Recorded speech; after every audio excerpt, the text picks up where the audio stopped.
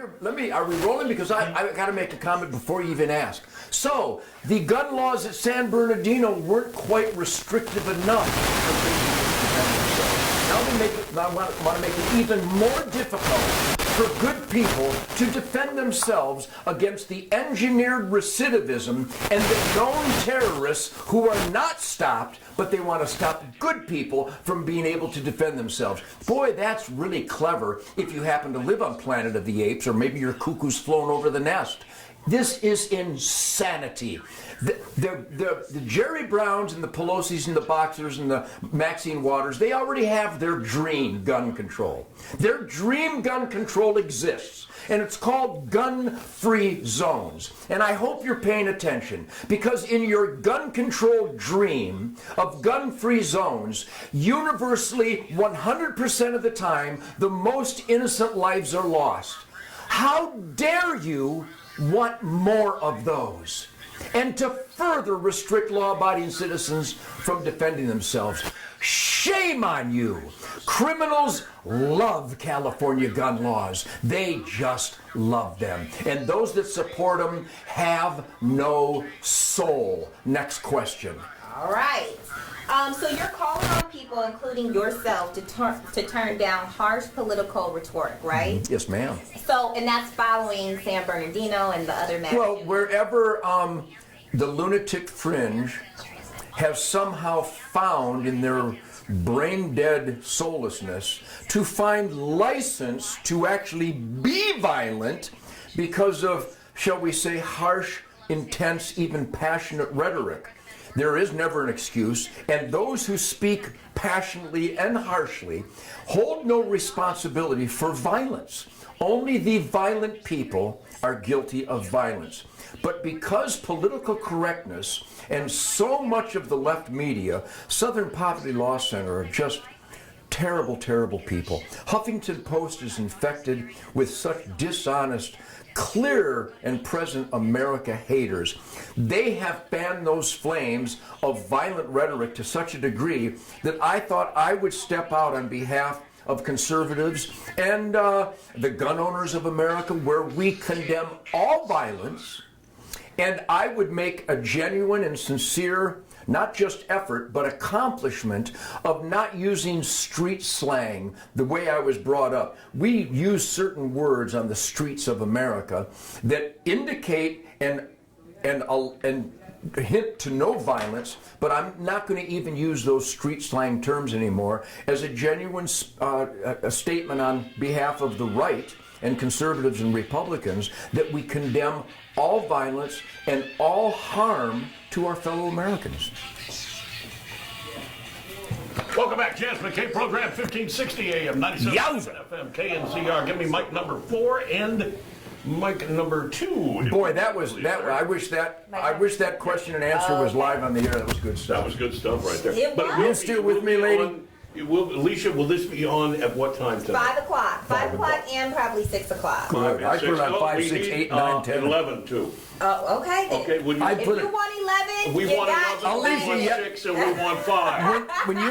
When you get a Ted Nugent interview of truth, logic, and common sense in the American way, I just make it 24/7 television for you. But I feel like the people need to hear that first question I asked about those gun laws that are getting ready to go into effect. Yeah, I will repeat it. And redundancy is absolutely necessary nowadays, because the left and those that hate freedom, they hate me, Nancy Pelosi and Barbara Boxer and Dianne Feinstein and Jerry Brown and all the people who have created the tragedy of gun-free zones. They have pushed maniacally for anti-constitutional, anti-Second Amendment, anti-freedom, anti-self-defense laws, where we give you San Bernardino, and we give you Sandy Hook and Columbine and Aurora, Colorado. Orlando. Oh, how about Paris? Maybe, as I said to Tucker Carlson last week, where we had some anti-gun freak who wants the world to be a gun-free zone, knowing damn well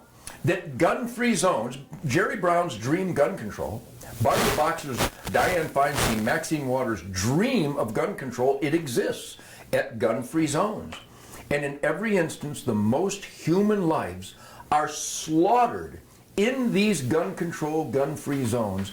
And maniacal, dangerous, soulless people like Barbara Boxer and Dianne Feinstein and Jerry Brown, they actually push for more gun-free zones where the most innocent lives are lost. They have no soul. I know for a fact, Alicia, and here's something you've never heard, and you need me to tell you this. In San Bernardino, I know there were great Americans who understood the God-given individual self-evident truth right that we the people have the right to keep and bear arms. And of course, I'll clarify as the guitar player, keep means it's mine, you can't have it. Bear can only mean one thing.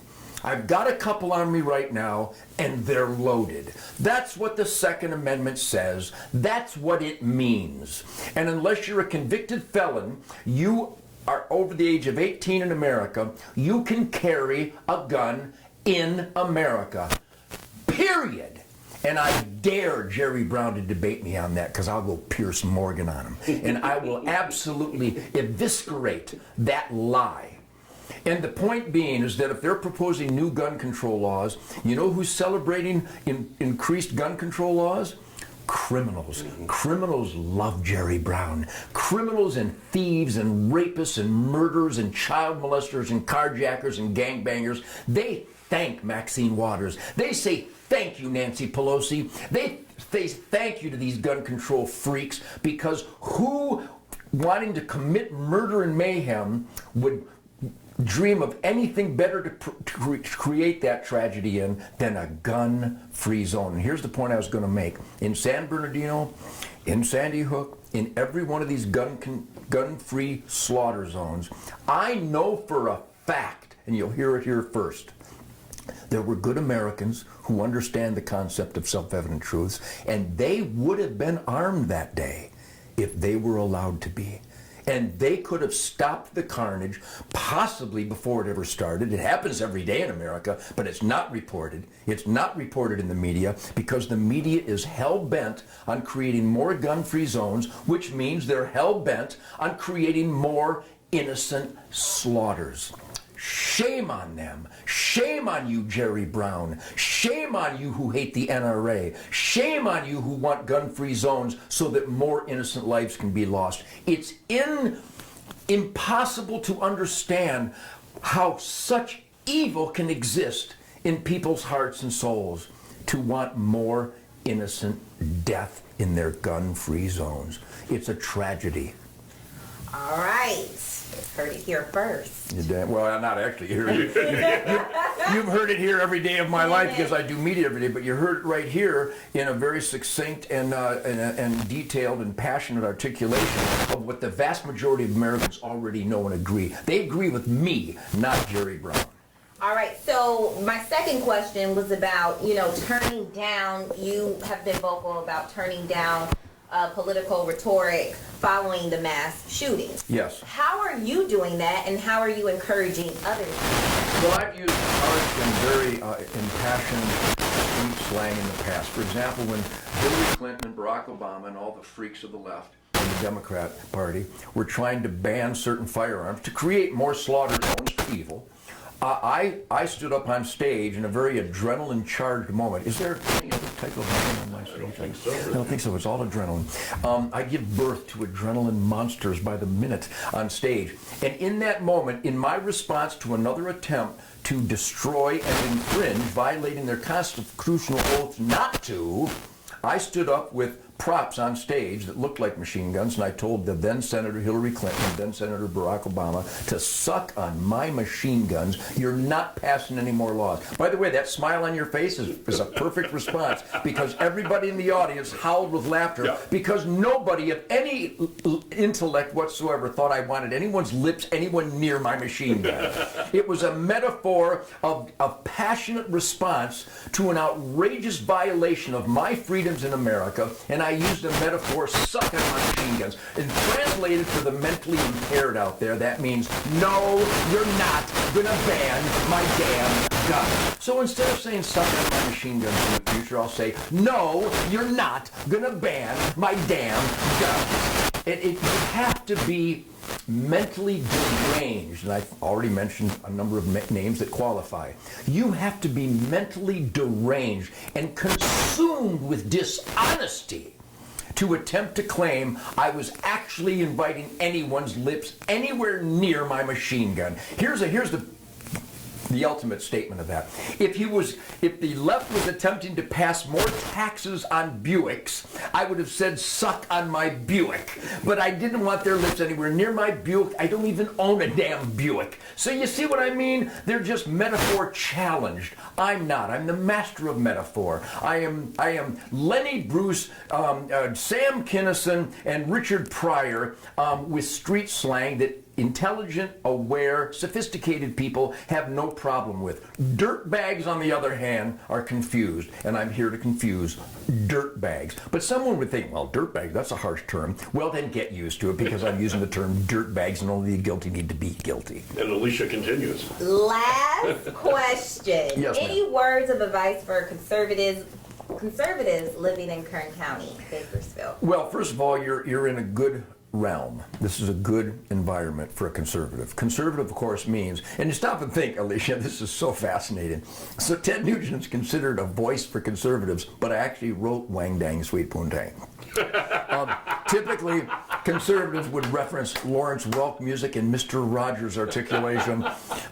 Conservatives have always been, and accurately so, identified as tie adjusters. I give you Mitt Romney bringing a doily to a grenade fight during the Obama debates, and then there's another one. So I said doily to a grenade fight. I'm referencing the most extreme pussification of an individual versus someone who's coming to a battle prepared adequately with firepower. Metaphorically speaking, dirtbags. It's just fascinating. I have to explain this stuff. Clarify everything. It's just fascinating. I have to explain it. Everything. So my point is, number one, how to thrive as an American. You ready? I'm 69 years clean and sober. I get this stuff. It's not ambiguous. It's not mysterious. Number one, be clean and sober, so that when you speak and you stand up for those basic values of independence, rugged individualism, entrepreneur risk-taking and sacrificing, that as a clean and sober member of our society, you sound believable.